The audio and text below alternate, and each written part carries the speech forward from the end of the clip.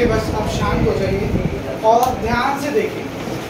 देखिए last class तक ना हमने डीकम्पोजिशन रिएक्शन के बारे में पढ़ा था, और डीकम्पोजिशन रिएक्शन के बारे में हमने क्या पढ़ा था? हमने पढ़ा था कि जो डीकम्पोजिशन वर्ड है ना, ये एक वर्ड से मिलकर बना है, एक वर्ड से बना है जिसमें क्या छुपा है? डीकम्पोज। आप मुझे बताइए डीकम्पोज का मतलब क्या होता है? Break down. क्या मतलब होता है? Break down. यानी कि ना क्या होगा, कोई एक कंपाउंड होगा और वो ब्रेक डाउन होकर दो या दो से ज़्यादा नए प्रोडक्ट बनाएगा, दो या दो से ज़्यादा नए प्रोडक्ट बनाएगा। तो मैंने कहा भाई देखो, जैसे एक एग्जांपल हमने डिस्कस किया, मैंने कहा मान लीजिए FeSO4, मैंने कहा ये ब्रेक होगा और ये ब्रेक होकर क्या बनाएगा? Fe2O3 plus SO2 plus SO3। तो क्योंकि यहाँ पर एक सिंगल कंपाउंड है और वो ब्रेक हो रहा है और ब्रेक होकर दो या दो से ज्यादा कंपाउंड बना रहा है, such reaction is known as decomposition reaction. क्या कहा जाता है? डीकम्पोजिशन रिएक्शन इसे कहा जाता है। अब क्वेश्चन ये है कि क्या ये अपने आप ब्रेक डाउन हो जाएगा? क्या भाई मैंने हाथ में कंपाउंड लिया FeSO4 और ये अपने आप ब्रेक होने लगा? नहीं, मुझे क्या करना पड़ेगा? अगर इसे ब्रेक करना है तो मुझे क्या करना पड़ेगा? एनर्जी सप्लाई करनी पड़ेगी, इसको एनर्जी देनी पड़ेगी। अब मैं जो एनर्जी सप्लाई करूंगा वो एनर्जी ना मैं तीन तरीके से सप्लाई कर सकता हूँ गाइस, मुझे बताओ। या तो हीट की फॉर्म में, या लाइट की फॉर्म में,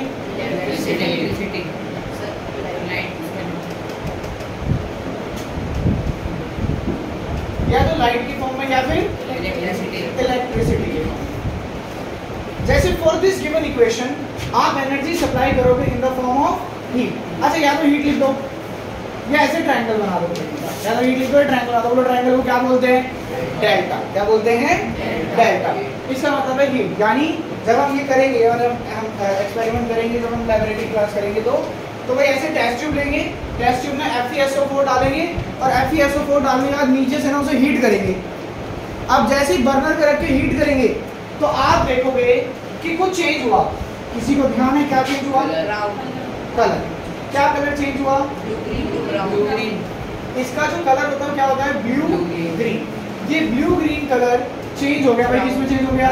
सर ब्राउन कलर में चेंज हो गया। अच्छा, पहला जो ऑब्जर्वेशन है वो क्या है? Change in colour. Second observation क्या है? Change in order. ये जो दो गैसेस बन रही है ना, इसकी ना बहुत ज्यादा पंजेंट स्मेल है, पंजेंट एंड इरिटेटिंग। अच्छा, इरिटेटिंग मतलब कैसी स्मेल आती है? रॉटन एग। ऐसी स्मेल आएगी जैसे सड़े हुए अंडे में से स्मेल आती है ना, ऐसी स्मेल आती है इसमें से। ठीक है, तो ये दो ऑब्जर्वेशंस हैं जब ये रिएक्शन होती है, क्योंकि ये रिएक्शन हीट की वजह से हो रही है। ये जो डीकम्पोजिशन है ये हीट की वजह से हो रही है, इसलिए ऐसी डीकम्पोजिशन को हमने क्या नाम दिया? Thermal decomposition. Thermal decomposition. ठीक है, थर्मल डीकम्पोजिशन के बाद हम आगे बढ़े। हमने कहा सर या तो ये हीट गैस से। अच्छा, एक और एग्जांपल की अगर बात करें साथ के साथ, तो मैंने कहा इसका एक और एग्जांपल है, बताओ। ना थर्मल का CaCO3 ऑन हीटिंग क्या बनाता है? CaCO2।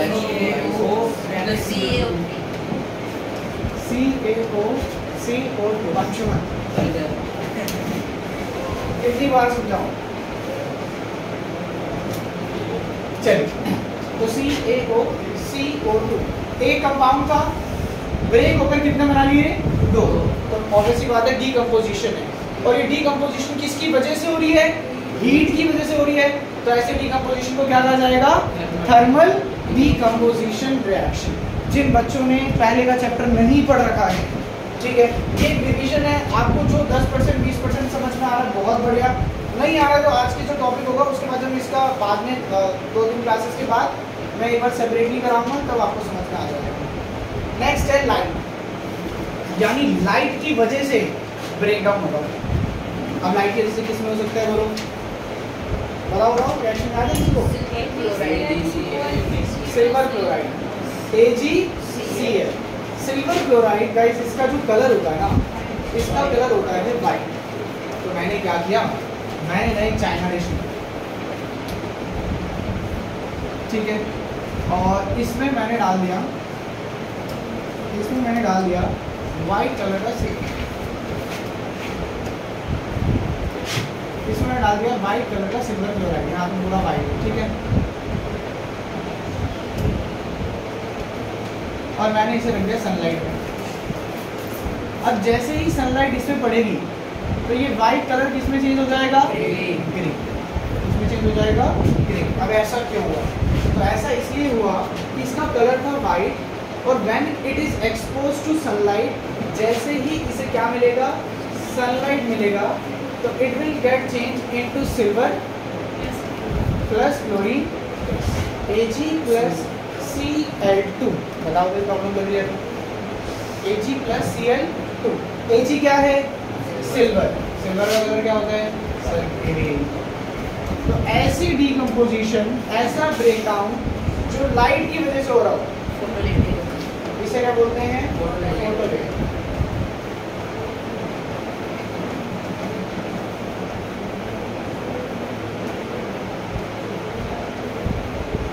और लास्ट किसकी वजह से होने वाला है, इलेक्ट्रिसिटी। इलेक्ट्रिसिटी वाला ना इन तीनों में से सबसे इम्पोर्टेंट है। वैसे तीनों की अपनी अपनी खास बात है, जैसा मैं आपको साथ के साथ बताता चल रहा हूँ। हीट की वजह से जब थर्मल हो रहा है तो आपसे इस रिएक्शन में दो ऑब्जर्वेशन पूछेगा। पहला ऑब्जर्वेशन क्या है, ब्लू ग्रीन कलर किसमें चेंज हो रहा है, ब्राउन में। सेकंड में आप जब फोटोलिटिक पढ़ोगे, मुझे बताओ ये जो रिएक्शन आपने पढ़ी इसका क्या यूज होता है कमर्शियल पर्पस के लिए, बिल्कुल, ब्लैक एंड वाइट फोटोग्राफी।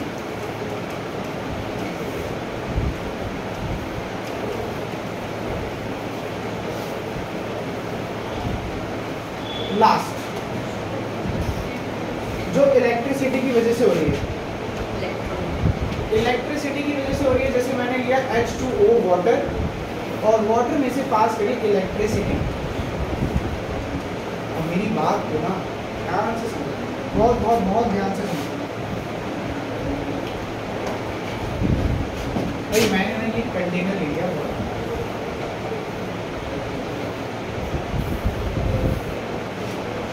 इसमें पानी भरा हुआ है,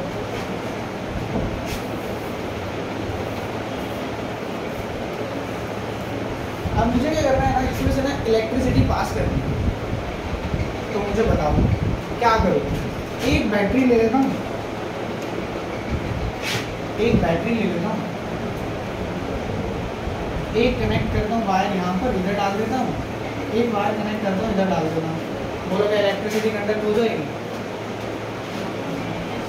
एक बात ध्यान रखना, हमेशा के लिए ध्यान रखना कि जब भी आप बात कर रहे हो इलेक्ट्रिसिटी पास करने की, तो ऐसे वायर से नहीं करोगे, ठीक है। क्या लगाना पड़ेगा यहाँ पे, इलेक्ट्रोड्स, ऐसे करके रोड्स लगेगी। कौन से मटेरियल की बनी होगी, ग्रेफाइट। एनसीईआरटी में डायग्राम के बराबर नीचे से लगा रखे होंगे।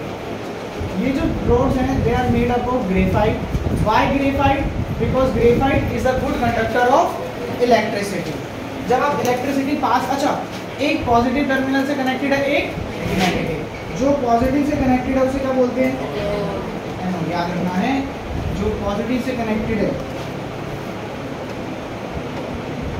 जो पॉजिटिव से कनेक्टेड है that is known as anode, और जो नेगेटिव से कनेक्टेड है कैथोड। तो बोलो कैथोड पे कौन, अच्छा वापस यहाँ पर, जब आप पास कर रहे हो वाटर में से इलेक्ट्रिसिटी पास कर रहे हो तो ये डीकम्पोज होगा, ब्रेक होगा।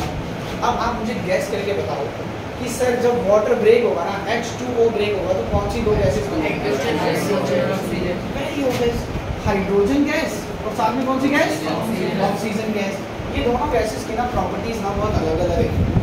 तो वैसी बात है, एक गैस किसी एक इलेक्ट्रोड पे बनेगी, दूसरी गैस किसी दूसरे इलेक्ट्रोड पे। तो हमने देखा कि कैथोड पर कौन सी गैस बनती है, हाइड्रोजन, याद करना पड़ेगा ये सब। और एनोड पे कौन सी गैस बनती है, ऑक्सीजन। ये सब हमने लास्ट क्लास तक पढ़ लिया था। एंड क्योंकि ये रिएक्शन इलेक्ट्रिसिटी की वजह से हो रही है, तो ऐसी रिएक्शंस को हम क्या नाम देते हैं? Electrolytic decomposition.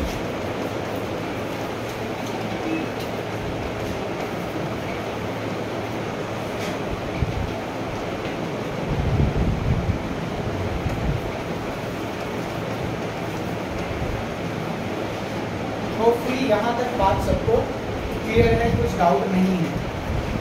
डाउट कुछ होगा क्लियर है? ठीक है, हम आगे स्टार्ट कर सकते हैं। आप सब में से किसी के पास नोट्स नहीं होंगे और आपके पास दो होंगे सबके पास।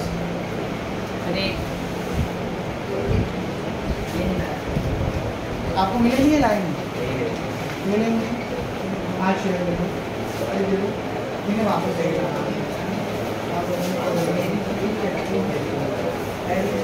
आगे भी कौन है?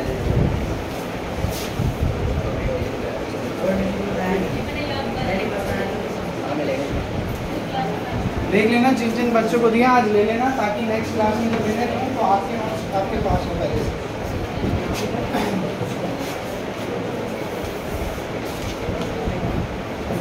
चलिए बस अब शांति रखिए और आज की क्लास में हमें जो पढ़ना है अब उसकी तरफ चलते हैं।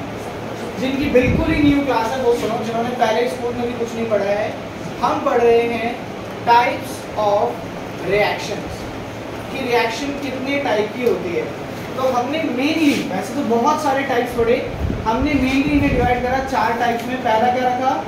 कॉम्बिनेशन। कॉम्बिनेशन वर्ड से गाइस आपको समझ आना चाहिए, कॉम्बिनेशन वर्ड के अंदर एक वर्ड आ रहा है कंबाइन। कंबाइन का मतलब क्या होता है? मिलना। आज स्कूल में ना बी सेक्शन की टीचर एब्सेंट थी, तो क्या हुआ? ए सेक्शन और बी सेक्शन क्या हो गया? कंबाइन। पहले कितने थे? 2, अब मिलकर कितने बन गए? 1। यानी कि जब when two or more reactant react together to form a single product, एक बनाए, तो ऐसी रिएक्शन को क्या बोलते हैं? कॉम्बिनेशन। जैसे मैं कार्बन ले रहा था और कार्बन को बर्न कर रहा था, क्या बन रहा था? Carbon dioxide. तो 2 रिएक्टेंट थे और प्रोडक्ट कितना था? सिर्फ 1, कॉम्बिनेशन। देन आफ्टर दैट हमने सेकंड डिस्कस करा डीकम्पोजिशन, जो अभी हमने पढ़ा। डीकम्पोजिशन में हमने क्या देखा? डीकम्पोजिशन ना कॉम्बिनेशन का अपोजिट है। इसमें एक रिएक्टेंट होगा और वो ब्रेक कर 2 या 2 से ज़्यादा प्रोडक्ट बनाएगा। यहाँ पे मुझे क्या सप्लाई करना पड़ेगा? कुछ ना कुछ एनर्जी। किस फॉर्म में? हीट, लाइट या फिर इलेक्ट्रिसिटी। ये हम लास्ट क्लास तक पढ़ चुके हैं। आज की क्लास में जो हमें पढ़ना है आगे, वो हमें पढ़ना है third type of reaction, which is displacement. जो हम स्टार्ट करें,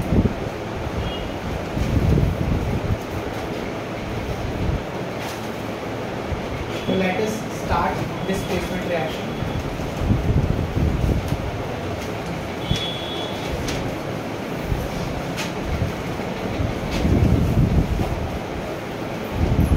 गाइस फर्स्ट ऑफ ऑल ना, अभी रिएक्शन छोड़ दो, मुझे सिर्फ डिस्प्लेसमेंट वर्ड का मतलब बताओ। एक जगह से मूव होना, एक जगह से दूसरी जगह जाना, that is known as displacement. अब मैंने कहा कंसीडर अ सिचुएशन जिसमें एक पर्सन है ए, एक सुमो रेसलर जो अकेला बैठा है एक चेयर पे।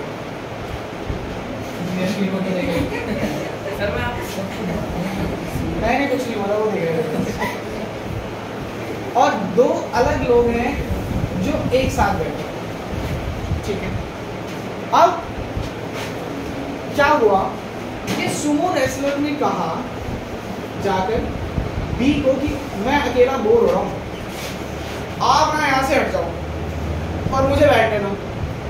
बी ने कहा मैं तो नहीं हट रहा। अब सुमो रेसलर क्या करने वाला है? इसको उठाएगा और पटक देगा, उठा के पटक देगा, नहीं बी का तो अकेला हो जाएगा और एक इसके साथ बैठ जाएगा सी के साथ। बोलो बात सही लग रही है? लेकिन एक दूसरी सिचुएशन अज्यूम करके देखो कि ए एक बड़ा कमजोर आदमी है और यहाँ बैठा है एक, क्या वो लगा तो नहीं किसी को कुछ?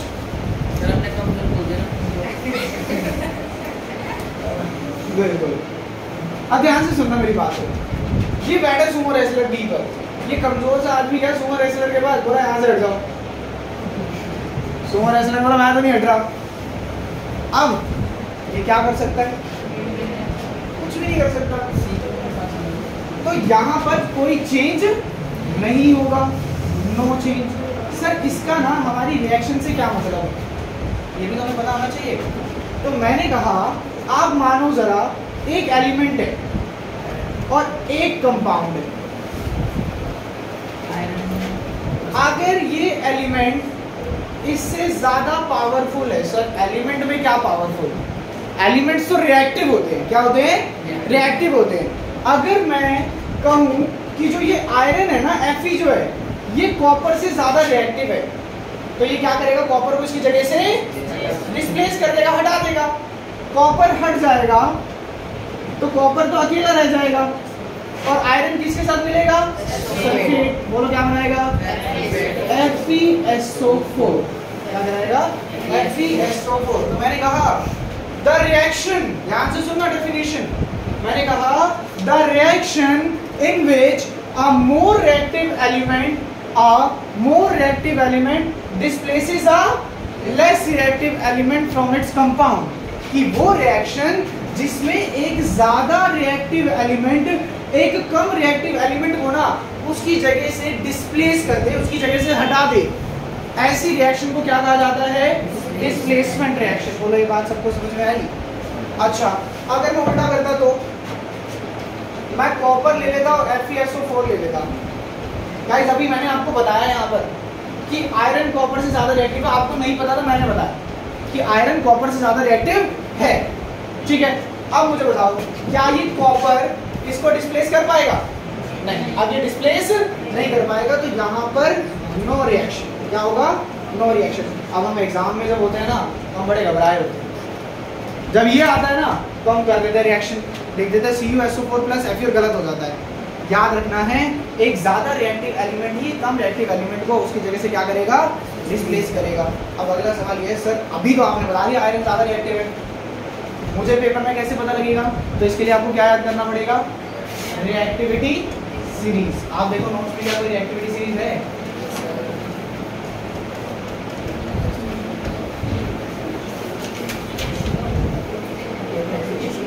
रिएक्टिविटी सीरीज हमें ये बताती है कि कौन सा एलिमेंट ज्यादा रिएक्टिव है और कौन सा एलिमेंट कम रिएक्टिव है।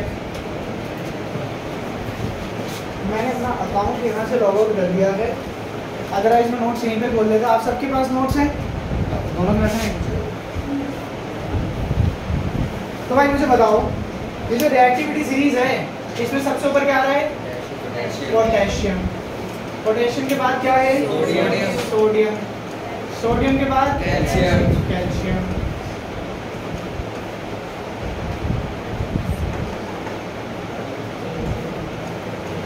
then magnesium, then aluminium, then carbon, then zinc, then iron, tin, lead, hydrogen, copper, silver। यहाँ लिखूंगा, लिखना तो नीचे चाहता हूँ तो नीचे लिखूंगा।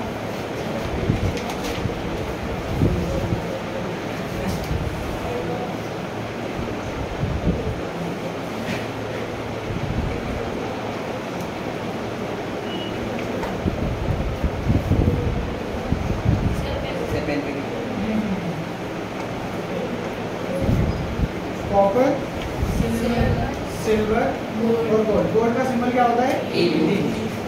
ठीक है। टिन का आई गेस SN होता है। SN ही होता है। तो गाइस जब हम ऊपर से नीचे जा रहे हैं ना, इसमें ध्यान से सुनना मेरी बात को, तो जो रिएक्टिविटी है वो डिक्रीज हो रही है।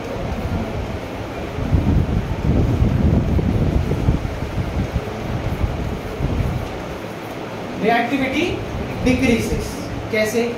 अभी हमने दो एलिमेंट डिस्कस करे थे। पहला एलिमेंट कौन सा था? आयरन। आयरन मतलब Fe और दूसरा क्या था? कॉपर। ऊपर आ रहा है तो रिएक्टिविटी ज्यादा है, नीचे आ रहा है तो रिएक्टिविटी कम है। तो iron is more reactive than copper, तो आयरन ने कॉपर को उसकी जगह से डिस्प्लेस कर दिया। अब मैं यहीं पर एक रिएक्शन लिख रहा हूँ, आप मुझे बताना कि सर वो रिएक्शन हो पाएगी या फिर नहीं हो पाएगी। मैंने कहा कि वो जो रिएक्शन है ना, वो रिएक्शन है Ca प्लस ZnSO4। बोलो Ca plus ZnSO4, Zn plus CaSO4। Why sir? Sir because calcium पहले आ रहा है, तो कैल्शियम ज्यादा रिएक्टिव है और जिंक कम, तो ज्यादा रिएक्टिव एलिमेंट कम रिएक्टिव एलिमेंट को उसकी जगह से क्या कर देगा, डिस्प्लेस कर देगा। अच्छा अगर मैं दूसरा दूं आपको, मैंने कहा गाइस एक काम करो, अब आप समझो जरा कि ये है एल्यूमिनियम और मैं इसको रिएक्ट करा रहा हूँ NaCl से। बोलो नहीं होगा। क्यों भाई? क्योंकि एल्यूमिनियम बाद में आ रहा है ना, जो बाद में आ रहा है कम रिएक्टिव है। तो कम रिएक्टिव एलिमेंट क्या ज्यादा रिएक्टिव एलिमेंट को उसी जगह से हिला सकता है? नहीं हिला सकता भाई, तो ये रिएक्शन नहीं होगी। तो यहाँ आप क्या लिखोगे? No reaction. मैं आपको अभी भी बता रहा हूँ, आप पेपर में ना ये रिएक्टिविटी सीरीज याद करके जाओगे और गड़बड़ कर आओगे। जब प्रेशर आता है तो कुछ रिएक्टिविटी सीरीज याद नहीं आती, दिखता रहे तो ज्यादा है, हटा दो। नहीं, ध्यान रखना है एक रीजन है, हायर रिएक्टिव होगा तभी वो लोअर रिएक्टिव को क्या कर पाएगा, डिस्प्लेस कर पाएगा। अब ये याद करने के लिए यहाँ पर देखो एक साथ में कुछ दे रखा है, please stop calling me a careless zebra, straight line how copper saves gold. तो इसकी एक छोटी सी स्टोरी टाइप का बनाकर आप याद रख सकते हो कि जैसे गोल्ड है, गोल्ड पानी में डूब रहा है, ठीक है, यशवीर बैठा है साइड में, ठीक है, यशवीर बोल रहा है ज़ेब्रा को ताकि बचा लो, ज़ेब्रा नहीं बचा रहा।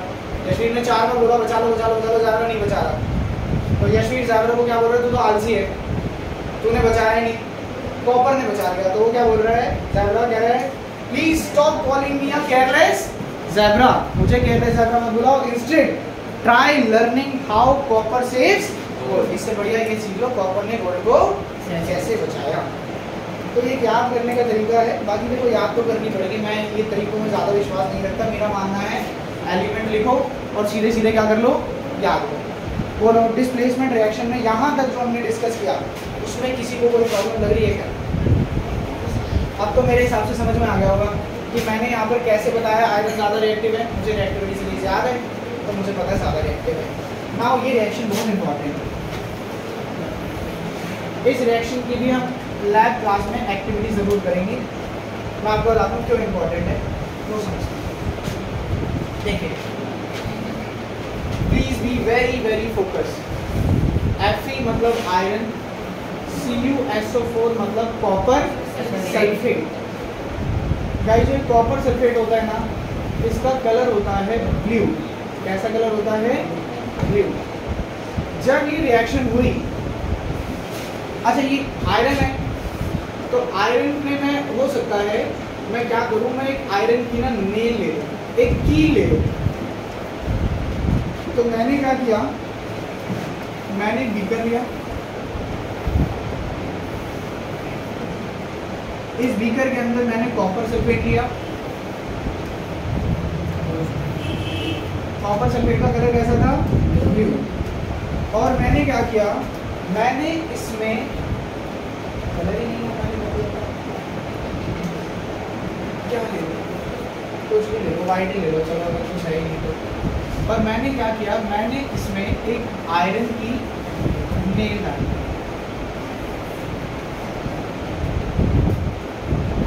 समझ जाओ, आगे से टिप है, बन नहीं पा रही है, बना देता हूँ। चलो मैंने इसमें आयरन की ऐसे करके नेल बनी हुई है डाल दी, ठीक। तो आयरन मतलब Fe, आयरन मतलब Fe, और ये रिएक्ट करेगा CuSO4 के साथ। तो Cu को क्या करेगा, इसकी जगह से डिस्प्लेस, क्या बना लेगा, FeSO4, और क्या अलग हो जाएगा, Cu। अब मुझे एक बात बताओ गाइस, पहले जो ब्लू कलर था वो किसका था, CuSO4 था। क्या वो ब्लू कलर रहा? नहीं। अब मतलब क्या कॉपर सल्फेट रहा? अब तो कॉपर सल्फेट ही नहीं है, कॉपर सल्फेट नहीं तो क्या ब्लू कलर होगा? नहीं, ये ब्लू कलर क्या हो जाता है, वैनिशेस। क्या हो जाता है, वैनिशेस मतलब ये ब्लू कलर गायब हो जाएगा। जब हम ये एक्टिविटी करेंगे तो आप देखोगे हम एक टेस्ट ट्यूब लेंगे, एक टेस्ट ट्यूब के अंदर हम कॉपर सल्फेट का सॉल्यूशन बनाएंगे, that will be blue in colour, बहुत बढ़िया ब्लू कलर होता है। उसके बाद ये आयरन नेल डालोगे ना तो थोड़ी देर बाद क्या होगा ना, ये आयरन नेल के आसपास, ये आयरन नेल के आसपास ना आप देखोगे ब्राउन से कलर करने से डिपॉजिट इकट्ठा हो जाएगा, और जो ये ब्लू कलर है, ब्लू कलर क्या हो जाएगा, वैनिश हो जाएगा, गायब हो जाएगा। ठीक है, तो आपसे ऐसे भी क्वेश्चन पूछा जा सकता है कि आपने एक एलिमेंट लिया X और इसको एक सब्सटेंस में डाला जिसका क्या कलर था, ब्लू, और थोड़ी देर बाद वो ब्लू कलर क्या हो गया, वैनिश हो गया। तो बताओ ये ब्लू कलर सब्सटेंस क्या था? तो ब्लू कलर सब्सटेंस क्या होगा, कॉपर सल्फेट। क्लियर है ये बात सबको? कोई डाउट लगा सकता हूँ? Very very important activity. एक बार नोट्स में से पढ़ लो इसे फटाफट, पढ़ो जरा। डिस्प्लेसमेंट रिएक्शन में क्या कह रहा है? कह रहा है when a more reactive element displaces a less reactive element from its compound. जब एक ज्यादा रिएक्टिव एलिमेंट एक कम रिएक्टिव एलिमेंट को उसके कंपाउंड से क्या कर दे, डिस्प्लेस कर दे, such reactions are known as displacement reactions. Reaction आपको गिवन है Fe + CuSO4। देखो एक नीचे एक पॉइंट भी दे रखा है, क्या कह रहा है? कह रहा है when iron nail are put, when iron nail are put into copper sulphate solution. तो नंबर नोट्स नहीं मिलेगा तो पढ़ो ना। When iron nail are put in copper sulfate solution, the blue color of copper sulfate solution fades, gradually fade होता रहता है, कम होता रहता है, and red brown copper metal is formed. ये जो copper metal मैंने आपको बताया यहाँ पे डिपॉजिट इकट्ठा हो रहा है, इस डिपॉजिट का कलर क्या होता है, रेडिश ब्राउन। कैसा कलर होता है, रेडिश ब्राउन। क्यों?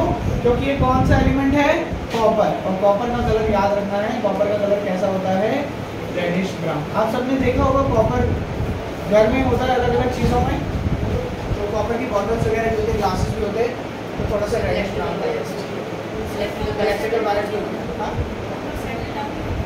सेटल नहीं, थोड़ा सा नीचे सेटल नाम भी होगा, but not as a precipitate, क्योंकि सॉलिड है तो it is suppose to be settle down, but not as precipitate. Activity करेंगे तो बहुत बेहतरीन दिखता है, बहुत बढ़िया चीज़ इसमें देखने को मिलता है। पहले बहुत ब्राइट कलर का ब्लू कलर होता है, और ब्लू कलर बहुत मतलब 10 मिनट छोड़ देंगे तो ब्लू कलर पूरा गायब हो जाएगा, और इसके ऊपर आयरन एक कपड़े डिपॉजिट इकट्ठा हो जाएगा।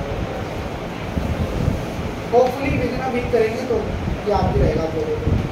एक नोट लिखा है इस रिएक्टिव, देखो फिर रिएक्टिविटी सीरीज के बारे में जो भी हमने लिखी थी, ये रिएक्टिविटी सीरीज, और इसके नीचे एक नोट लिखा है, वो नोट जरा ध्यान से पढ़ना है। नोट क्या कह रहा है? कह रहा है when a less reactive element, ध्यान से पढ़ेंगे, when a less reactive element react with the salt of more reactive element, कि when a less reactive element react with the salt of more reactive element, तो क्या होता है, no reaction। तो पढ़ो, no reaction takes place। Clear है बात सबको? बढ़े आगे। यस, अरे सॉल्ट मतलब ये जो है ये सॉल्ट है, ठीक है, जो हमने आगे पढ़े पीछे पढ़े,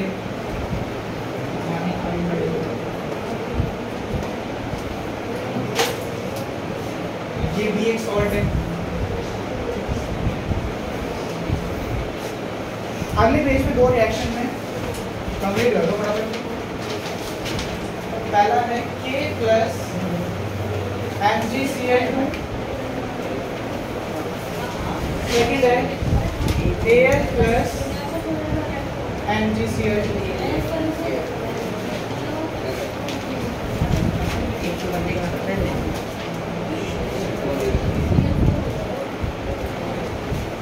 हर्षित करना है, बाहर नहीं देखना है।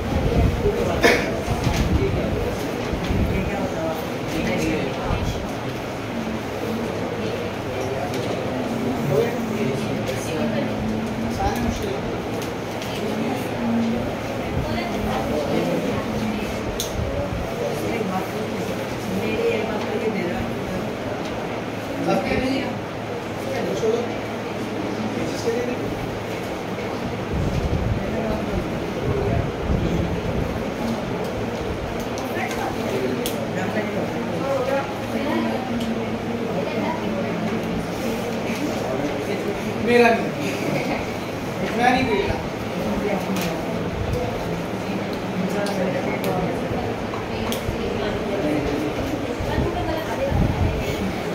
बात समझाने के लिए जैसे मैं कुछ समझा रहा हूं वाला बताना एक बार उसमें चाहिए ऊपर वाला बताना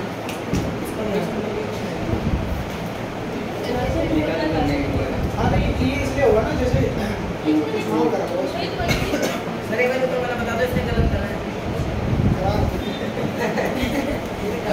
ये कैसे होता है ना जैसे इसको पास लेकर आते हैं तो ये यहाँ मिल रहा है तो यहाँ पे मैंने मार्क लगा दिया तो अब तुम साइड में यहाँ पे मिलाने की कोशिश करोगे तो मिल नहीं पाएगा, यहीं पर ही आके मिलेगा यहाँ तो चार्ट एक हफ्ते में रखो क्या हो गया? अरे तो उसमें से कौन सी आवाज़ आ रही है? मेरी आवाज़ आ रही है ना हमारे पास। आओ चलो करो मेरी थोड़ी सी हेल्प करो और मुझे बताओ। अरे बस बातें नहीं करो, मुझे बताओ कि क्या जो K है यानी पोटेशियम है वो Mg से ज़्यादा रिएक्टिव है? yes. तो ये इसको डिस्प्लेस करेगा नहीं करेगा? करेगा। बोलो डिस्प्लेस करेगा तो क्या बनाएगा? A हट हो जाओ।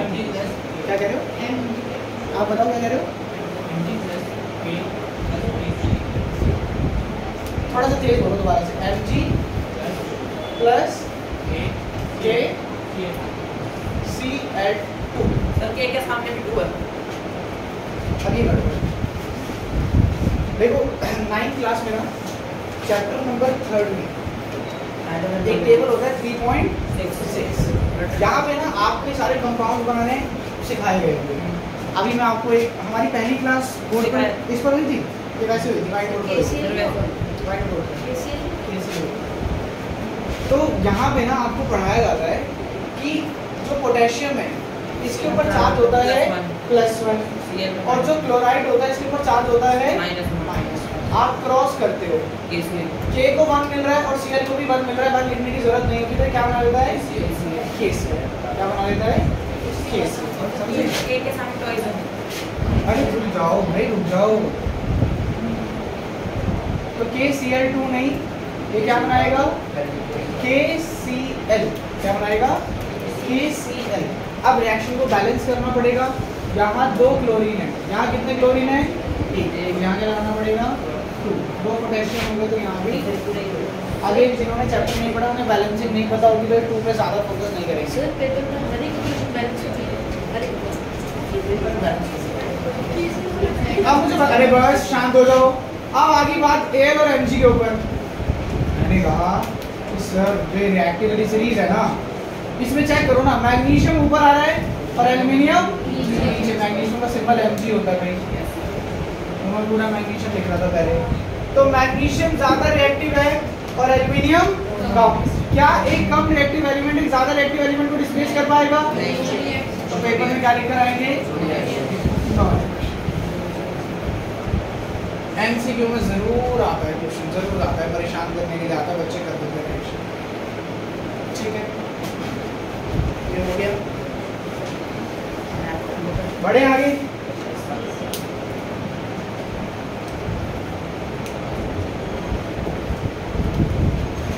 अब जो 4th और हमने लास्ट टाइप की रिएक्शन जो मेनली है, वैसे तो बहुत सारे टाइप्स पढ़ेंगे हम, जो मेनली लास्ट है वो कौन सी है?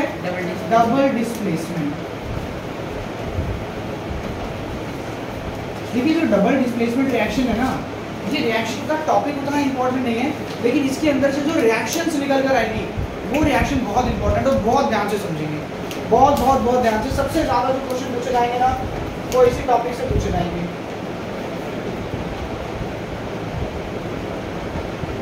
देखो जरा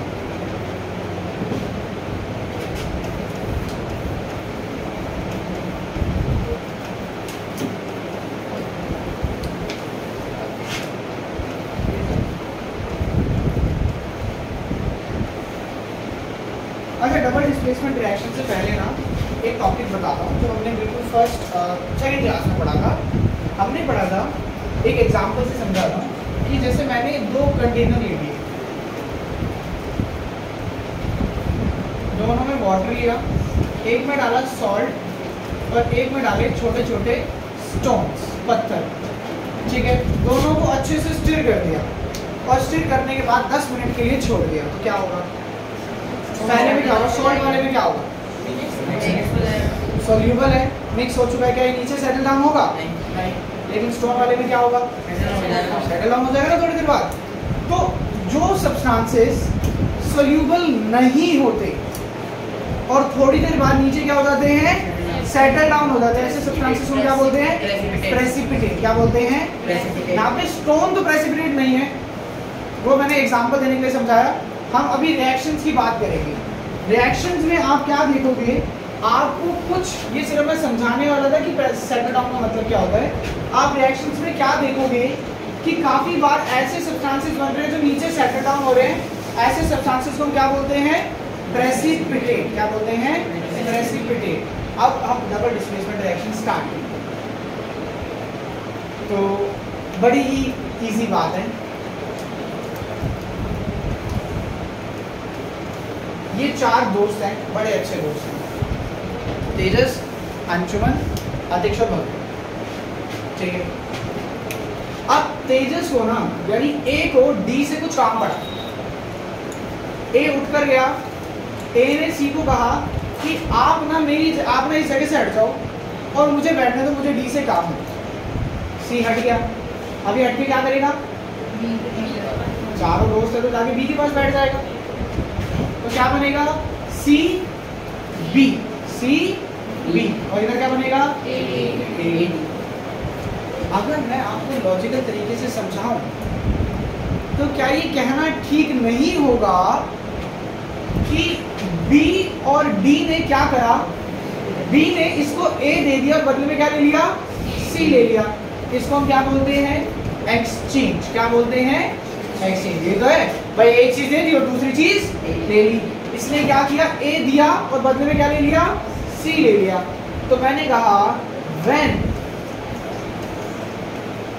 there is an exchange of ions, कि जब आयंस का क्या हो रहा हो? एक्सचेंज हो रहा हो, तो ऐसी रिएक्शन को क्या कहा जाता है? Double displacement reaction. Double displacement reaction. एक रिएक्शन जो मेरी एग्जामिनर की पर्सनल बहुत फेवरेट है, बहुत ज़्यादा फेवरेट है। कौन सी? Lead nitrate. PbNO3 का ट्वाइस। ये क्या है? लेड नाइट्रेट प्लस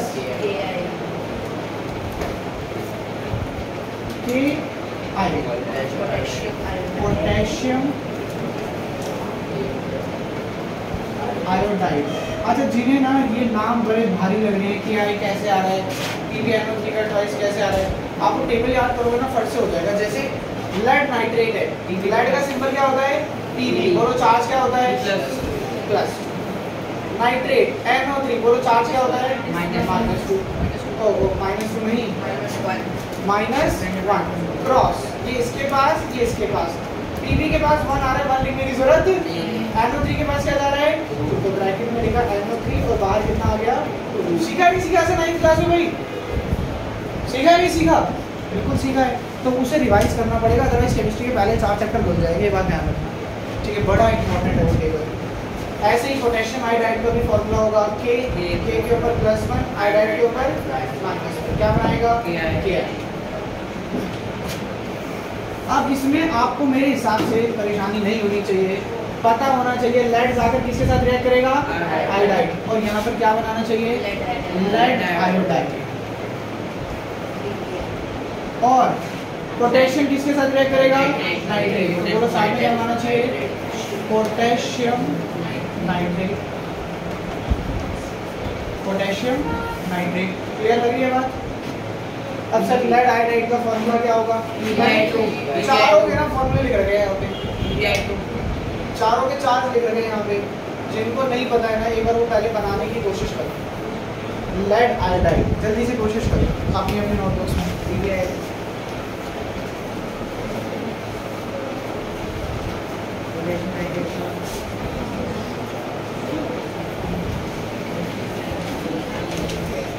PbNO3 दो तरीके हैं NO3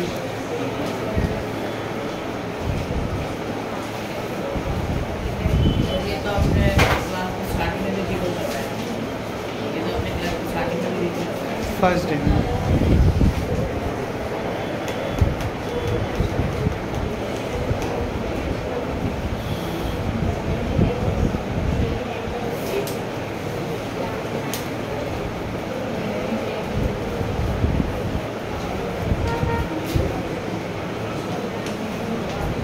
भाई देखो इतनी नॉलेज से हो जाना चाहिए था। लेड आयोडाइड, लेड मतलब Pb, चार्ज मतलब +2, आयोडाइड मतलब I चार्ज -1, PbI Pb के पास 1 चार्ज और लिखने की जरूरत नहीं, I के पास क्या है PbI2 और पोटेशियम नाइट्रेट मतलब KNO। You can see that there is an exchange of ion, lead यहाँ चला गया और पोटेशियम यहाँ आ गया, तो whenever there is an exchange of ion, ऐसी रिएक्शंस को क्या बोलते हैं? Double displacement reaction. And why this reaction is the most important reaction of chapter 1? The reason is it belongs to activity 1.2. In this reaction, this lead iodide form is a yellow precipitate. PPT मतलब precipitate, ये yellow colour का precipitate होता है। नाम लिखना है yellow power but तुम्हारे लिए पीपीटी का मतलब है प्रेसिपिटेट। तो ये येलो कलर का प्रेसिपिटेट है। अब एग्जाम में ना आपसे क्या क्वेश्चन पूछा जाएगा इसके ऊपर, आपसे कहेगा ये कंपाउंड दे देगा lead nitrate is added to potassium iodide, बोलेगा रिएक्शन लिखो, ठीक है, कौन से कलर का प्रेसिपिटेट बनेगा वो लिखो, और बोलेगा कौन से टाइप की रिएक्शन। तो रिएक्शन कंप्लीट हमने लिख कर रखी है, बैलेंस भी करेंगे अभी। फिर पूछेगा कौन से कलर का प्रेसिपिटेट बनेगा, येलो कलर का प्रेसिपिटेट बनेगा। तीसरा क्वेश्चन आपसे पूछेगा कौन सी टाइप की रिएक्शन है, डबल डिस्प्लेसमेंट रिएक्शन। मैंने कहा चलो एक बार मैं इसको बैलेंस करने की कोशिश करते हैं, तो बहुत इजीली हो जाएगा बैलेंस। Pb यहाँ पर कितना है 1, यहाँ भी कितना है 1, नाइट्रोजन कितना है 2, यहाँ नाइट्रोजन कितना है 1, यहाँ क्या लगाना पड़ेगा 2। ऑक्सीजन चेक करो 3 2 6, 2 3 6, बैलेंस। K यहाँ पर 1, यहाँ पर कितना है 2, तो यहाँ क्या लगाना पड़ेगा 2। आयोडीन 2 और यहाँ पे भी 2। तो now this reaction is balance. जिन्होंने बैलेंसिंग नहीं पढ़ी है, again as of now you have to skip the balancing portion. जब रिवीजन होगा तो बैलेंसिंग कवर हो जाएगा।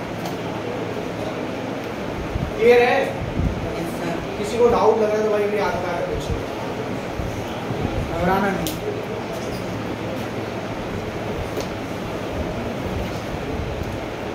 लिया जल्दी लिया श्योर।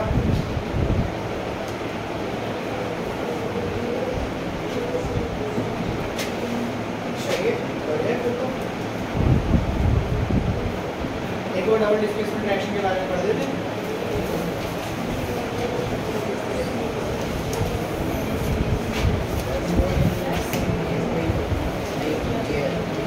Na2SO4 बताओ, पढ़कर बताओ क्या है।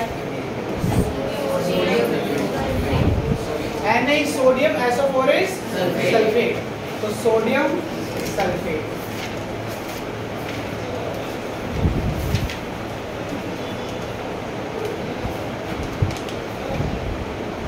It is added to BaCl2, बोलो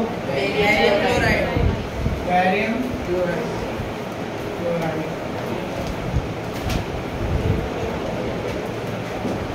अगर डबल डिस्प्लेसमेंट है,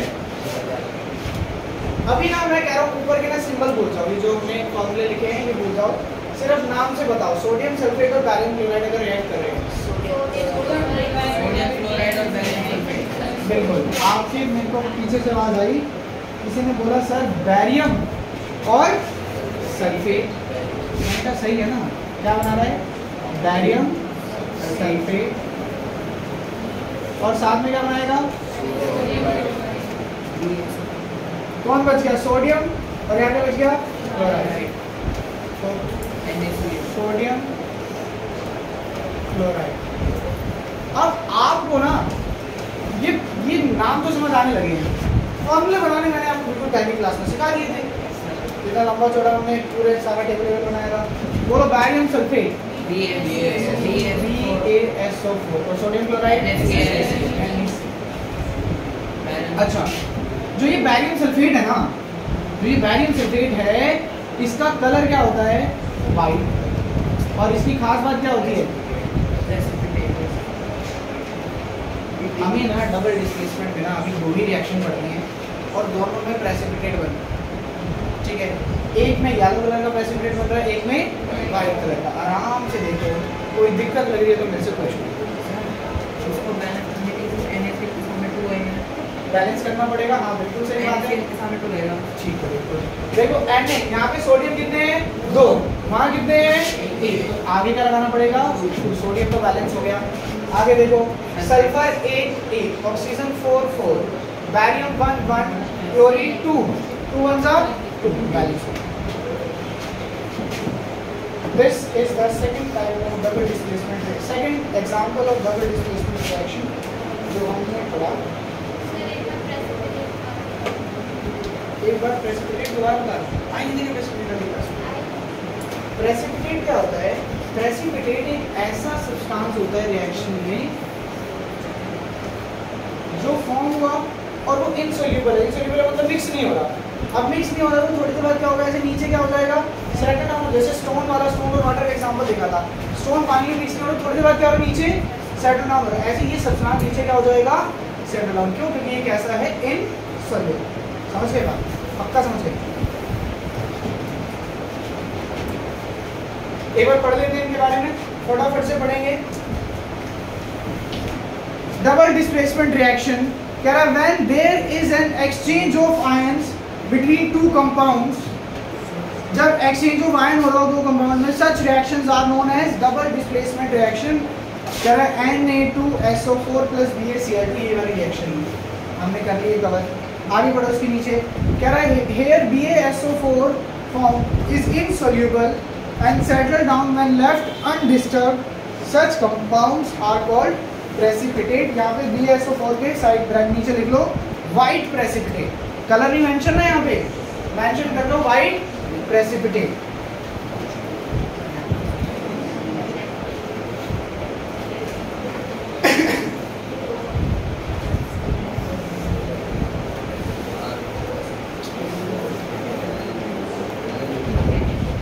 एक इंपॉर्टेंट रिएक्शन है, मेंशन कर रखा। देखो एक्टिविटी 1.2 से बहुत ध्यान से समझेंगे इसे।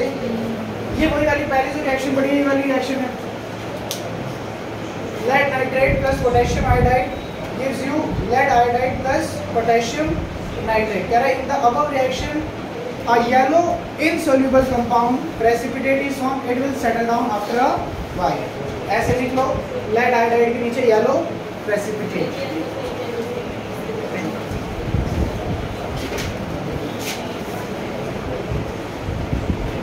Today is Tuesday। बाकी सारे एकोस हो गए। हाँ बाकी सारे एकोस हो गए। प्रेसिपिटेट हो गई है। बाकी सारे, हाँ बाकी सारे। अच्छा एक चीज़ सुनो मेरी बात, इस वीक में हमारा चैप्टर ना कंप्लीट हो जाएगा। ठीक है, कंप्लीट होने का मतलब है जो सैटरडे वाली हमारी जो क्लास होगी, सैटरडे को कि मान लो 15 से 20 मिनट लगेंगे चैप्टर कंप्लीट करने में। चैप्टर कंप्लीट होगा, उसके बाद जो लास्ट में एक्स्ट्रा क्वेश्चंस हैं वो कवर करेंगे और कोशिश करेंगे संडे को ना एक क्लास टेस्ट रख लिया इस चैप्टर का। ठीक, टेस्ट से याद आया, अभी तुम्हारी टेस्ट आना भी भूल गया मुझे से।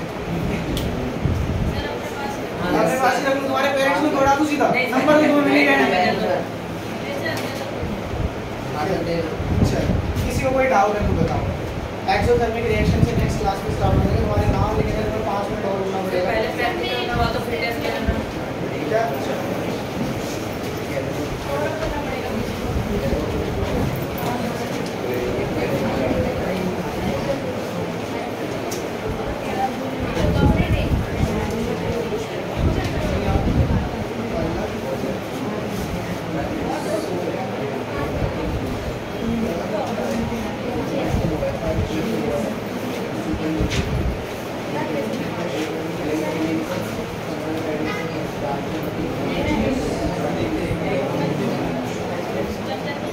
सही